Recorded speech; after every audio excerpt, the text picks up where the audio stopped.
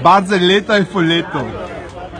Rappresentante del Folletto, si sa che lo registri dopo. Arriva su un paesetto piccolo e vede una cavezzagna, e va sopra questa cavezzagna, vede una casetta vecchia, suona il campanello, fuori su, attacca a battere, viene fuori questa vecchita e lo guarda, fa: buongiorno signora, sono il rappresentante del Folletto, vendo un folletto, aspira, asciuga, netta, suppia, fa di tutto. Invece così.